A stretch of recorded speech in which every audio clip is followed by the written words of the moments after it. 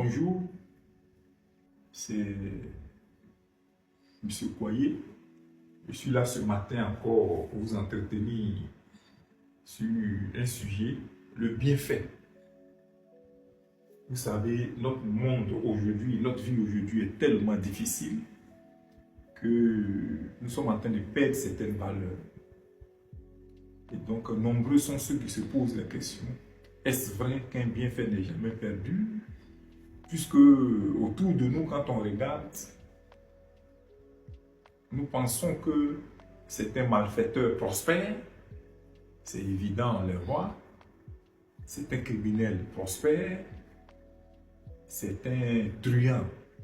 Presque tous les biens matériels qu'il faut pour vivre. Mais moi, je vous exhorte à faire du bien. Parce que le bienfait, effectivement, n'est jamais perdu. Et le bienfait est toujours récompensé. Tous les grands prophètes qu'on a pu lire nous ont exhortés à faire du bien.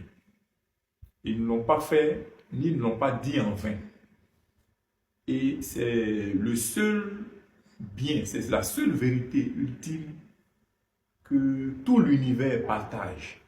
Que tu sois païen, que tu sois hindouiste, que tu sois chrétien, que tu sois musulman, que tu sois animiste, partout on te dira que le bienfait n'est jamais perdu et que le bienfait guérit ton âme. Pourquoi est-ce que le bienfait n'est pas perdu et qui guérit ton âme? Il y a trois tendances de croyance. Ceux qui croient en Dieu, qui se disent que après la mort, nous serons jugés par Dieu. Tu vas soit au paradis ou en enfer. Vous voyez que là-bas encore c'est plus direct. Le bienfait du coup te permet d'entrer au paradis. Donc là, tu n'as pas perdu. Et plus loin, il y a ceux qui croient à la réincarnation.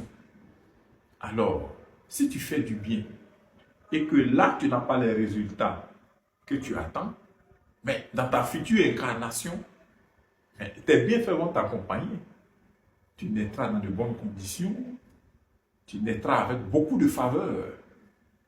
Et nombreux seront étonnés. On dira qu'il est né sous une bonne étoile. Donc là encore, le bienfait n'est pas perdu.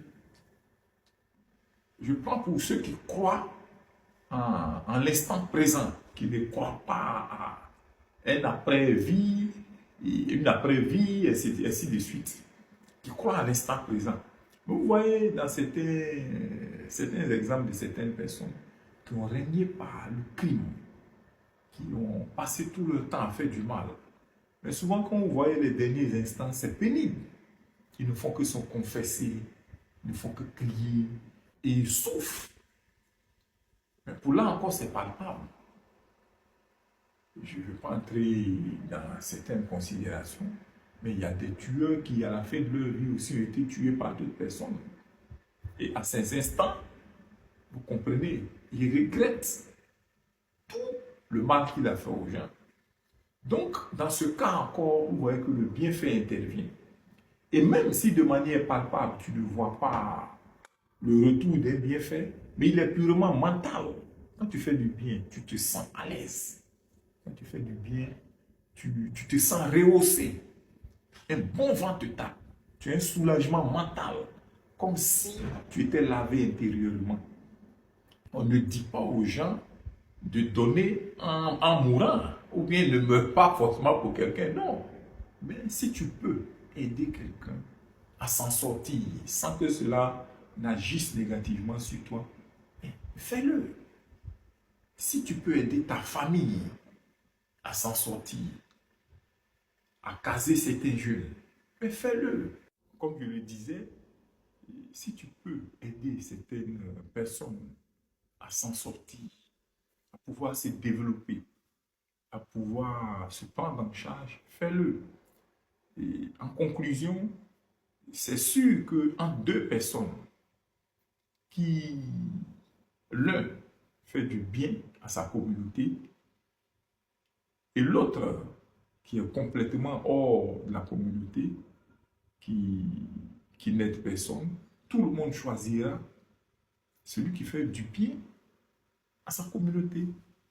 Donc, j'exhorte nos frères et sœurs à penser aux autres, à regarder un peu autour d'eux, pour comprendre que certains souffrent. Donc, je vous remercie.